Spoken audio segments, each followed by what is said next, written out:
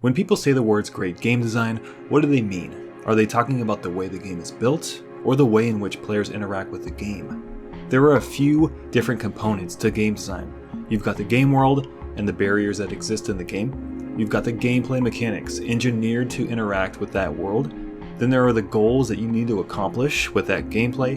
And lastly, the rules at which you may fail or succeed to that end. Wrap all of that up in a blanket, and sometimes it can keep you toasty by the fire. Other times, game design can feel hollow and disconnected. Many developers understand that it takes a lot of understanding to create a cohesive, unique, and effective design, principles that unite those components under the same roof.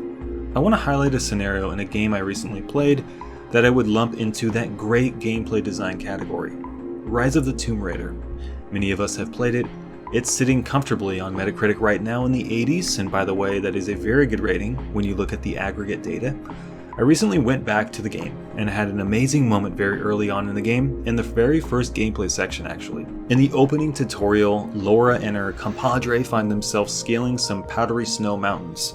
And by the way, these mountains look like Mount Everest. Holy crap, what are they doing out there without food, oxygen, goggles, or a backpack for Christ's sakes? You come to a point where you're forced to jump your way onto an ice wall and latch on for dear life with your ice axe. Once you Michael Jordan your way onto the wall, you begin to climb.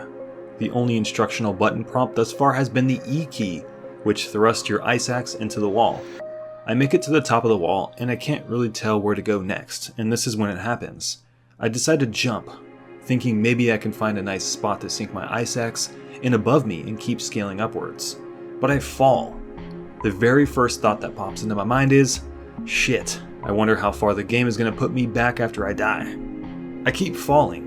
But at the very last second before I fly off the mountain face, I remember that I have an ice axe in my hand. If I was falling off a mountain in real life, I sure as hell would try to save myself by striking the wall on my way down. But the game hasn't told me I can do that. On the same token though, the game hasn't told me I can't do that either. My reactions kick in and I slam the E key. I save myself. It's an amazing moment for me, and the reason that I consider this great game design is twofold.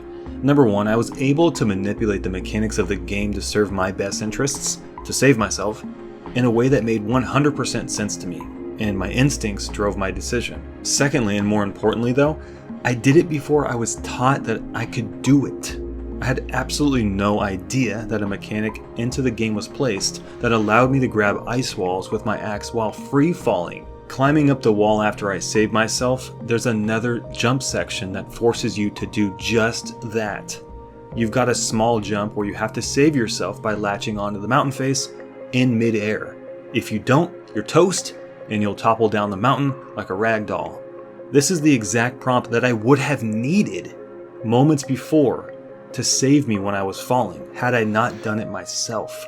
Because the developers designed this section of the game to allow that moment to occur is just brilliant.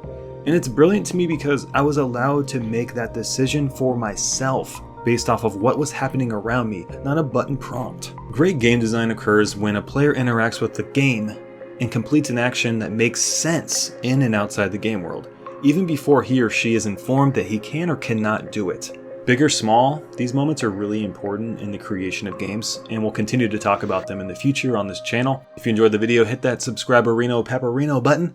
Really appreciate it, and I'll see all you guys in the next video in a few days. Hope you have a fantastic day.